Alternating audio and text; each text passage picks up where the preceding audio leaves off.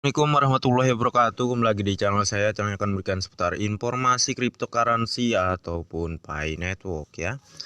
Jadi sebelumnya mohon maaf saya nggak upload ya kemarin, soalnya lagi ada kesibukan tentunya.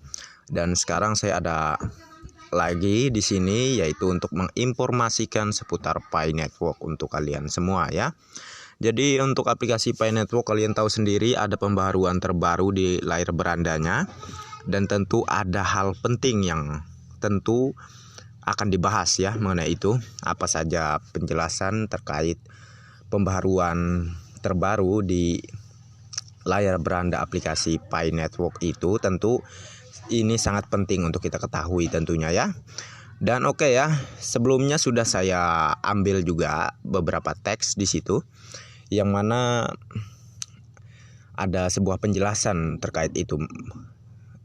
Ternyata ya, jadi bagian ini ya, seperti yang kalian lihat di layar, ternyata interview kepada kedua founders Pi Network baru-baru ini dilakukan oleh bukan sembarang orang. Dia adalah Tyler Gallagher lah ya, Gallagher, CEO Regal Assets dan seorang anggota Dewan Forbes. Pi penuh misteri ya tentu ya. Yang mewawancarai pihak Dr. Nicholas Kokalis saja bukan orang yang biasa tentunya. Pi Network ini sangatlah proyek yang luar biasa ya. Jadi apa saja nanti penjelasan terkait pembaharuan terbaru di aplikasi Pi Network, di layar beranda aplikasi Pi Network. Oke, di sini saya ada penjelasan ya mengenai itu semua. Jadi harap disimak baik-baik, jangan di-skip, tonton sampai selesai agar kalian tidak gagal paham tentunya, oke? Dan oke ya, kita akan menuju ke penjelasannya tentunya. Harap disimak sampai selesai ya agar Anda tidak gagal paham, oke? Pico Rating September tanggal 23 tahun 2022. Jam 1:09 dini hari. Pendiri Pi Nicholas Kokalis dan Cheng Diaofan ditampilkan dalam seri majalah otoritas tentang 5 hal yang dapat dilakukan untuk meningkatkan dan mereformasi industri cryptocurrency. Ingin mempelajari lebih lanjut? Lihat artikel untuk wawasan lebih lanjut tentang VCP, jalur unik yang kami ambil, dan posisi kami dalam kaitannya dengan dunia cryptocurrency yang lebih luas. Tyler bertanya. Oke, terima kasih untuk semua itu. Inilah pertanyaan utama wawancara kami. Bisakah Anda membagikan 5 hal yang dapat dilakukan untuk meningkatkan dan mereformasi industri cryptocurrency? Jika Anda dapat berbagi cerita atau contoh untuk masing-masing. Akeong Dr. Cheng Diaofan dan Dr. Nicholas Kokalis menjawab. 1. Banyak cryptocurrency awal telah melihat konsolidasi kekuatan dan nilai ke tangan sangat sedikit, dan pengadopsi awal sangat diuntungkan. Untuk memenuhi janji sistem keuangan terdesentralisasi peer-to-peer yang adil dan terbuka, industri cryptocurrency perlu melihat token yang didistribusikan secara luas di seluruh jaringan yang luas. Konsentrasi kekayaan dan kekuasaan yang ekstrim bertentangan dengan konsep desentralisasi. 2. Cryptocurrency saat ini tidak banyak digunakan sebagai alat tukar, karena banyak faktor. Di antaranya adalah volatilitas harga dan kurangnya utilitas. Menciptakan ekosistem berbasis utilitas, di mana cryptocurrency dapat digunakan secara luas dan secara teratur ditukar dengan barang dan jasa melalui aplikasi, akan membantu memecahkan masalah ini dan membawa penggunaan kripto melebihi penyimpan nilai. 3. Protokol penambangan yang kompleks secara komputasi, seperti proof of work, membutuhkan energi dalam jumlah besar. Cryptocurrency yang bergantung pada protokol semacam itu membakar sejumlah besar listrik, dan karenanya memberikan beban besar pada lingkungan. Industri harus berupaya meminimalkan dampak negatifnya terhadap lingkungan dengan menggunakan protokol konsensus yang lebih hemat energi. 4. Kebaruan teknologi blockchain dan jaringan terdesentralisasi.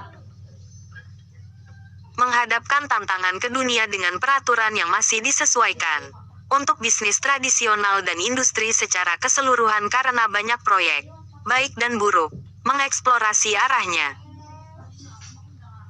Kepatuhan yang lebih ketat terhadap kebijakan dan peraturan saat ini, dan kejelasan yang lebih besar tentang peraturan di masa depan, akan sangat menguntungkan industri. 5. Agar industri cryptocurrency dapat mempengaruhi kehidupan di seluruh dunia, itu harus jauh lebih mudah diakses. Ini termasuk hambatan masuk yang lebih rendah, pendidikan yang lebih luas tentang industri dan teknologi, dan desain yang lebih mudah diakses dan ramah pengguna. Ed Tyler bertanya, apa 3 hal yang membuat Anda khawatir tentang industri blockchain, dan mengapa? A. Keong Dr. Cheng Diao Fan dan Dr. Nicholas Kokalis menjawab. 1. Distribusi token. Sementara salah satu properti utama dari blockchain adalah desentralisasi. Perhatian terhadap desentralisasi sebagian besar difokuskan pada aspek teknis, berjalan pada sistem terdistribusi.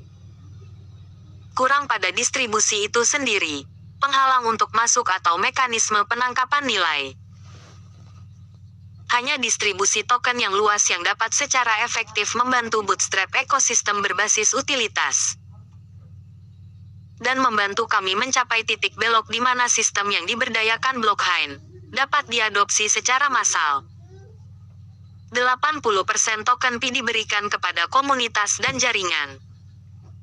Setiap orang dapat menambang Pi tanpa membayar uang fiat dengan memberikan kontribusi yang beragam ke jaringan.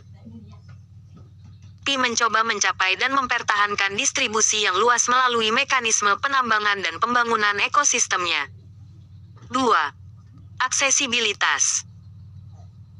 Aksesibilitas dipengaruhi oleh hambatan keuangan, teknis dan pengetahuan untuk masuk, menggunakan dan berpartisipasi, dan mempengaruhi distribusi. Untuk mencapai aksesibilitas, kita perlu menemukan solusi untuk mengatasi hambatan tersebut di setiap langkah keterlibatan orang dalam jaringan.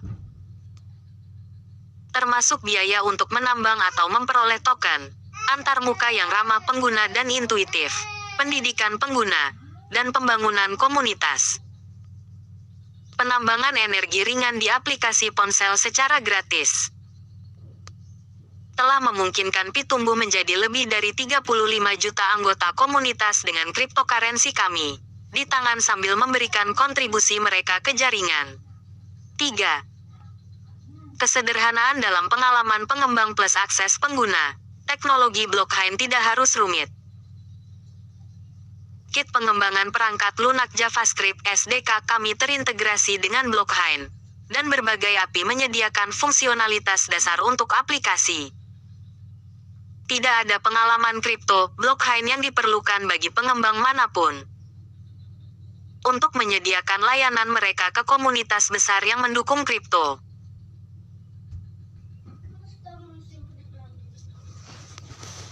Nah, jadi kurang lebihnya terkait penjelasan pembaruan update terbaru di layar beranda aplikasi Pi Network, kurang lebihnya seperti itulah aja lah ya. Jadi dalam hal ini tentunya seperti yang dijelaskan bahwa pihak core team sendiri diwawancarai oleh seorang yang tentu orang yang tidak biasa ya. Ini adalah Tyler Gallagher lah ya, sebagai CEO Regal Assistance ya. Jadi bukan orang biasa tentunya. Ini proyek yang benar-benar besar dan tentu akan menuju ke jenjang kesuksesannya hanya menunggu beberapa waktu saja. Seperti informasi yang kita ulas kemarin terkait open mainnet akan segera dilakukan sebelum akhir tahun ataupun paling lambat di tahun 2023 ke depan ya. Jadi harap bersabar saja, yang mana prosesnya sekarang kita hanya fokus untuk menambang saja tentunya, dan jangan jangan nyerah gitu ya. Ya walaupun masih dalam proses, kalau Anda tetap konsisten dan tetap menambang ya, setidaknya sekarang ini masih di fase enclosed mainnet, dan terus melakukan pekerjaan itu, tentunya kedepannya Anda yang akan sukses bersama proyek Pi Network ini tentunya ya. Jadi harap bersabar saja, tetap ikuti prosesnya dan terus konsisten dalam melakukan pekerjaan yang hanya klik mining setiap 24 jam sekali, oke? Dan mungkin saya cukupkan sampai di sini saja terkait informasi mengenai pembaruan terbaru di aplikasi layar beranda Pi Network ya. Dan kurang dan lebihnya seperti ini saja ya. Dan insya Allah nanti akan saya informasikan terkait informasi lainnya mengenai Pi Network. Dan sampai jumpa kembali ya di video selanjutnya. Dan terima kasih banyak atas kalian yang sudah mampir di channel saya dan udah support dan dukung di channel saya. Saya sangat berterima kasih banyak sekali pada kalian semua. Dan bagi yang belum like dan subscribe silahkan diklik ya. Tentunya jangan lupa juga aktifkan notifikasi loncengnya agar setiap saya mengupload video terbaru ke depannya tentunya kalianlah yang akan lebih awal menerima notifikasi dari setiap video-video saya. Dan oke, next time. Assalamualaikum warahmatullahi wabarakatuh. Bye bye.